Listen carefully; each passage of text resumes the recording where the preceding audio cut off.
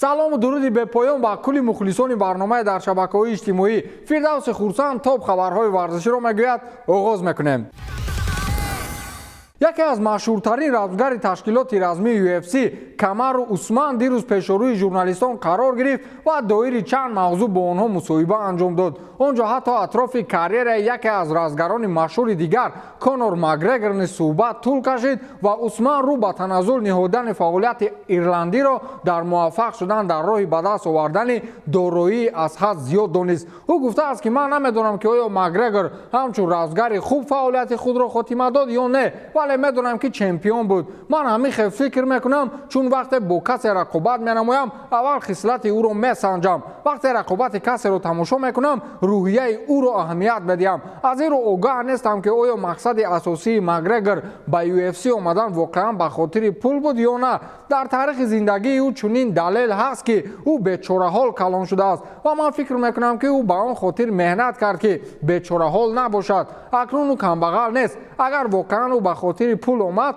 пас дигар дорад. чӣ лозим ба ӯ мубориза дар октагон? гуфтааст Камару Усман. чанда пеш сару садоҳо атрофи рақобати эҳтимолии Камару Усман ва Ҳамзат Чимаев баланд шуда буд ва Усман равзгари кавқозитабори шведиро ҳарифи арзандаи худ нашуморид. агар ӯ ишора ба он мекунад ки бояд бо Конор Макгрегор рақобат кунад, пас пешакӣ табрикаш мекунем. Конор дигар ҷангро наметавонад. карьераи ӯро пул не, Ҳабиб шикаст.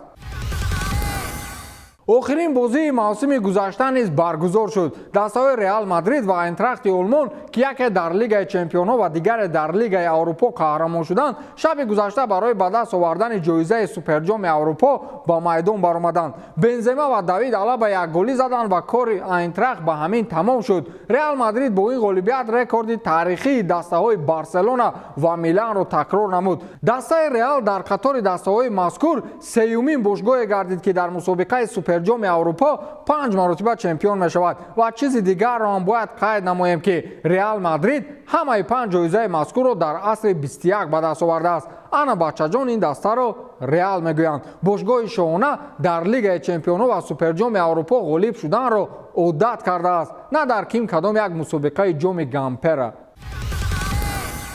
Карим Бензема таслим шуданӣ нест. ӯро бо Ҳоланду, Нуньесу, Мессиу, Мбаппеу ким киҳои дигар натарсонед. бовар кунед ин солам аз ҳама бисёр гол мезанад. ман гуфтаму шунидед. хулас Карим Бензема ба ғолибият дар Суперҷоми Аврупо ки яке аз голҳо ба номи ӯ навишта шуд, ба 23-юмин ҷоизаи футболии худ дар бошгоҳи шоҳона даст ёфт. ин маънои онро дорад ки аз вақти омадани ӯ ба Реал, яъне аз соли 2009, Реал Мадрид 23 маротиба дар мусобиқаҳои аврупоӣ ва дохилӣ чемпион шудааст. бо ин нишондод Карим Бензема футболбози дигари Реал Франсиско Хенторо пушти худ гузошт. Хенто низ айнан бо ҳамин бошгоҳ 26 ҷоиза ба даст овардааст ва аз ҳардуи онҳо бо 2 ҷоизаи зиёд футболбози бразилӣ Марсело дар мавқеи аввали рӯйхат меистад ки ӯ ҷамъоҷамъ бо пираҳани Реал 25 ҷоизаи чемпионӣ гирифтааст. баъди Бензема ва Хенто Серхио Рамос бо 22 ҷоиза ва баъд аз ӯ Маноло Санчес бо 21 ҷоиза меистад. ин маънои онро дорад ки Бензема аз аввал воқеан бозингари зур буд ва дар қатори чандин футболбозони дигар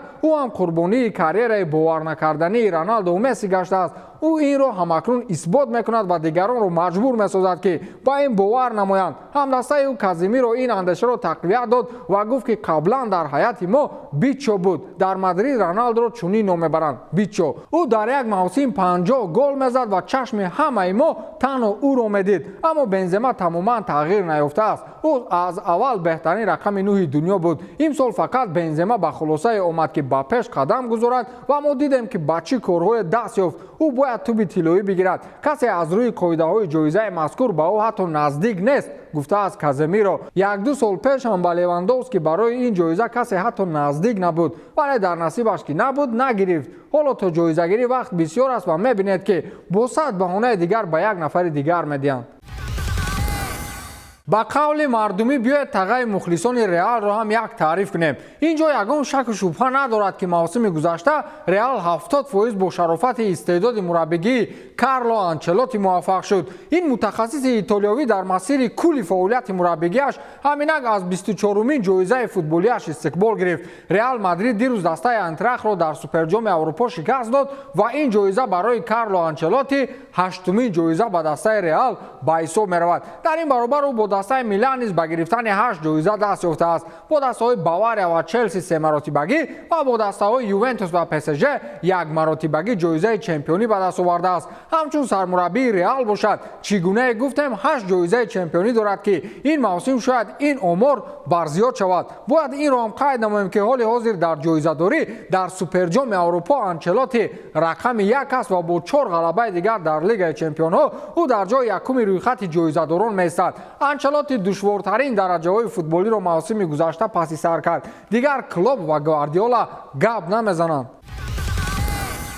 Тибо Куртуа дарвозабони дастаи Реал Мадрид низ дар қатори Анчелоти ва Бензема ба нишондоди таърихӣ даст ёфт. Чӣ хеле ки дарвозабони Белгӣ бо дастаи Реал ба қавли худамон часпид. Дар Атлетико ёд доред ки Месси чӣ хеле аз миёни пойҳояш тӯбро мегузаронид. Нишондоди ӯ ин аст ки дар 4 финали охири дастаи Реал дар мусобиқаҳои аврупоӣ ӯ ягон гол ба дарвозаи худ сар надодааст. Дар 4 финали охир ба дарвозаи ӯ 19 маротиба зарбаи мустақим омадааст ки белгиягӣ ҳамаи онро бартараф кард. ӯ дар 2 суперҷоми охирини Испания, финали Лигаи Чемпионҳо ва инак суперҷоми Аврупо аз дарвозаи худ ягон маротиба тӯби гол берун овардааст. Дар ҳамаи финалҳое ки Куртуа бо пираҳани Реал дарвозаро ҳимоя кардааст, танҳо дар финали чемпионати ҷаҳон миёни бошгоҳҳо аз Ал-Айна 1 гол хӯрдааст ки он бозиро дастаи шоҳона бо ҳисоби 4-1 бурида буд. аз шумо ёд доред ки чӣ хел мухлисони Барселона ва Челси ба ҳоли ӯ хандида буданд ки қариб бепул ба Реал гузашта буд. ҳатто мухлисони Реал масхарааш мекарданд.